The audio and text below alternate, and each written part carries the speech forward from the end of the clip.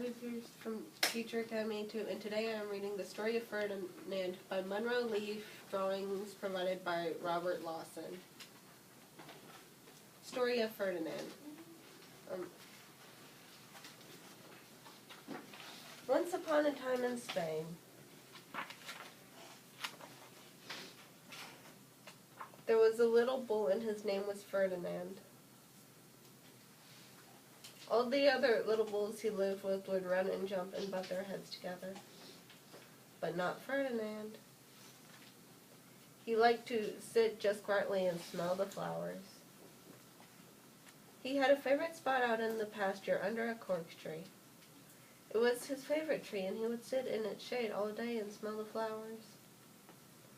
Sometimes his mother, who was a cow, would worry about him. She was afraid he would be lonesome all by himself.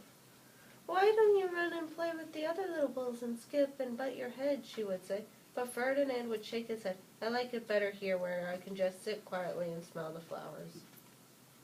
His mother saw that he was not lonesome, and because she was an understanding mother, even though she was a cow, she let him just sit there and be happy.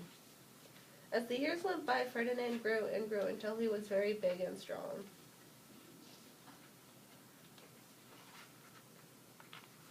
All the other bulls who had grown up with him in the same pasture would fight each other all day.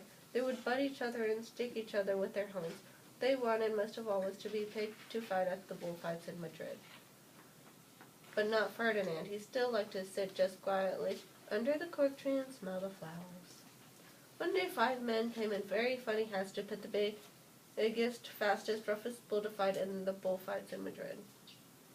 All the other bulls ran around, snorting and butting, leaping and jumping, so the men would think that they were very, very strong and fierce and pick them. Ferdinand knew that they wouldn't pick him, and he didn't care, so he went out to his favorite cork tree to sit down. He didn't look where he was sitting, and instead of sitting on the nice cool grass in the shade, he sat on a bumblebee. Well, if you were a bumblebee and a bull sat on you, what would you do? You would sting him, and that is just what this bee did to Ferdinand. Wow, did it hurt! Ferdinand jumped up with a snort. He ran around puffing and snorting, butting and pawing the ground as if he were crazy. The 5 men saw him, and they all shouted with joy.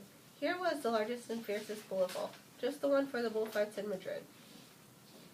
So they took him away from the bullfight for the bullfight day in a cart.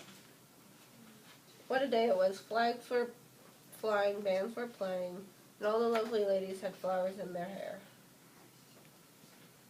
They had a parade into the bull ring.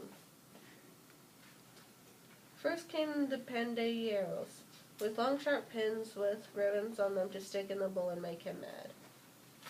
Next came the picadores, who rode skinny horses, and they had long spears to stick in the bull and make him madder. Then came the matador, the proudest of all. He thought he was very handsome and bowed to the ladies. He had a red cape and a sword and was supposed to stick the bull last of all.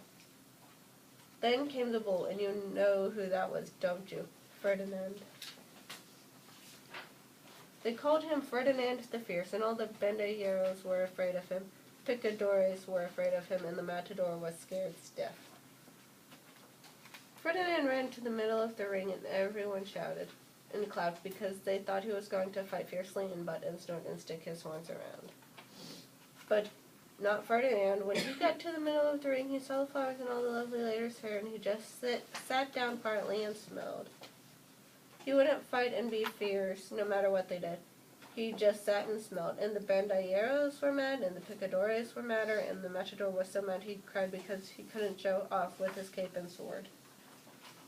So they had to take Ferdinand home.